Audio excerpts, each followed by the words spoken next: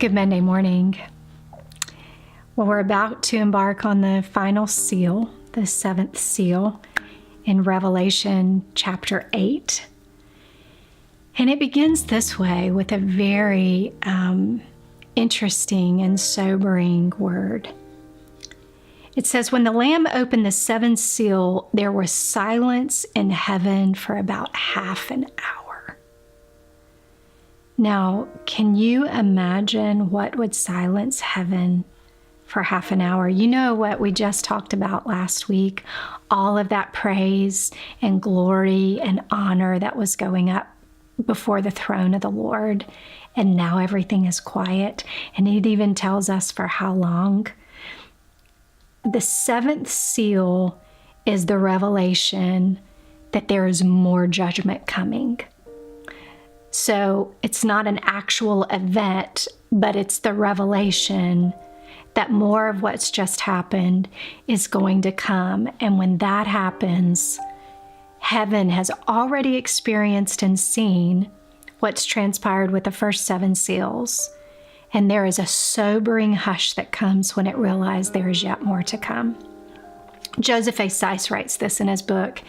He says, a half hour is not long in itself, but time is longer or shorter according to what is transpiring or what the circumstances are. When we consider the circumstances of this case, the world in which this pause occurs, the sort of occupations which it interrupts, the kind and number of beings it affects, the nature of feelings, interest, and expectations which it holds in suspense, and the awfulness of the stillness itself, there is everything to make this half hour a thing so tremendous that we may be sure there never was the like before, and there never will be again. And what does it unveil? It unveils that there's now going to be 7 trumpet judgments. You know, trumpets have played a large role in Scripture, and they often come as a sound that precludes war. And then it says in verse 2, then I saw the 7 angels who stand before God, and 7 trumpets were given to them. So there are 7 specific angels that have this task to blow these 7 trumpets. In the book of Enoch, which actually didn't make itself into the Bible, there's a passage that gives names to 7 specific angels that are actually listed, and they're called watch angels, and Gabriel and Michael are actually in those angels. And it gives us just another real picture of how angels play such a significant role in the works of God. And then it says, and then another angel came. Now, most theologians believe this is Christ himself that is being referred to here. And with what we are about to read, I believe the role Jesus has played up until this moment as our intercessor, that would be very appropriate. It said, and another angel came and stood at the altar with a golden censer, and he was given much incense to offer with the prayers of all the saints on the golden altar before the throne. And the smoke of the incense with the prayers of the saints rose before God from the hand of the angel. He's holding it in his hand. And then the angel took the censer and filled it with fire from the altar and threw it on the earth, and there were peals of thunder and rumblings and flashings of lightning and an earthquake. Now, last week we talked about the prayers of those martyrs that said, Lord, how long will you tarry? And now we have this picture of all the prayers of all the saints that have risen before God, your prayers that you've prayed in your quiet place, in your broken place, in your desperate place, my prayers that I've prayed, many on the floor of my office here and some in the front seat of my car when I'm driving. The prayers that we have prayed, every single one of them have come up to the throne of God as an incense, as a fragrance to him. And Jesus now is taking all of those prayers for relief, for the wrongs to be made right. And he is now going to dispel those prayers as a firebomb, if you will, onto the earth. But it is a response to the prayers of his people. Those prayers of deliverance that have been prayed, this is a response to those prayers. Now the 7 angels who had the 7 trumpets prepared to blow them. The first angel blew his trumpet, and there followed hail and fire mixed with blood. And these were thrown upon the earth. And a third of the earth was burned up, and a third of the trees were burned up, and all green grass was burned up.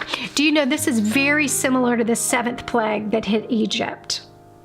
Very similar, but remember, where were the children of Israel? They were hidden from every single one of those plagues. Every single one of them. And so I think it helps us understand that these are literal judgments when we look back on what happened in Egypt and the judgments that came upon Egypt when they were holding God's children in captivity. It's also similar to what we read in the first 4 seal judgments, but now it's all rolled into one. It's like they're getting progressively more intense, just like labor pains before birth get more intense. And then it says the second angel blew his trumpet, and something like, meaning John didn't have another word other than what he was using, but it doesn't mean that's what it is. Like a great mountain burning with fire was thrown into the sea, and a third of the sea became blood. A third of the living creatures in the sea died, and a third of the ships were destroyed. This is very similar to the first plague sent upon Egypt. And it could be a volcano, because it's like a great mountain burning with fire and it's thrown into the sea. So it could be like volcanic in nature. But Jeremiah 21:25 records this. He said, "Behold, I am against you, O destroying mountain, conqueror of nations, who destroys the whole earth, declares the Lord. I will stretch out my hand against you and roll you down from the rugged cliffs and will make you a burnt mountain." The Amplified says an extinct volcano. So it very well could be that. Verse 10, the third angel blew his trumpet, and a great star fell from heaven, blazing like a torch, and it fell on a third of the rivers and on the springs of water. The name of the star is wormwood. A third of the waters became wormwood, and many people died from the water because it made the water bitter. This is like the 9th plague on Egypt. Very probable that it could be a meteor that strikes the earth. But listen to these words, the prophet Amos. I'm telling you, scripture is a third prophecy, and much of what the prophets prophesied were even about these times and these end times. He said, "For those shall be consumed who turn justice into wormwood or bitterness and cast righteousness down to the earth." They will be consumed who turn justice into wormwood. Now, the fourth angel blew his trumpet, and a third of the sun was struck, and a third of the moon, and a third of the stars, so that a third of their light might be darkened, and a third of the day might be kept from shining, and likewise a third of the night. Then I looked, and I heard an angel crying with a loud voice as it flew directly overhead.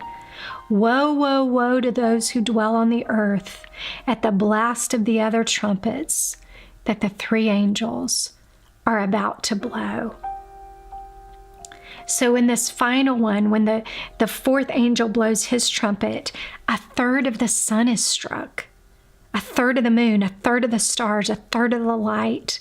Can you imagine what will happen to life on earth when that happens? It'll be utter devastation, as if there wasn't enough devastation. And then an eagle flies out crying, "Woe, woe, woe." Why?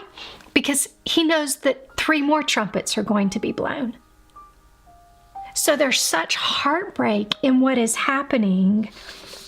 But we have to remember that God is a God of judgment, ultimately a God of justice, and sin has to be judged. And what did he do? He has paused from the time of Jesus until now. He has paused his judgment. But friends, he will not pause his judgment forever. He's going to answer the cries of the martyrs. He's going to answer the cry of the prayer of his saints. And he is going to bring justice to all the wickedness that has come upon this earth.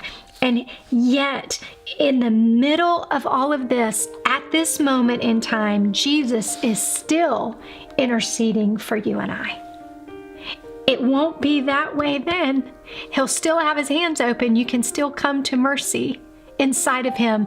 But right now, today, on this day, on this first Monday in June, he is still at the right hand of God interceding for you and for me. Friends, we can make a choice today. In this season that is still saturated with the grace of God, we can make a choice to walk in relationship with him.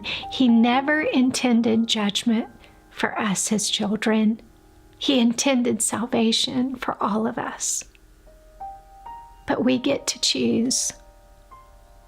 So I say to you today, choose this day whom you will serve. Because one day the intercessor will no longer be sitting, but he will be standing with all the prayers of the saints in his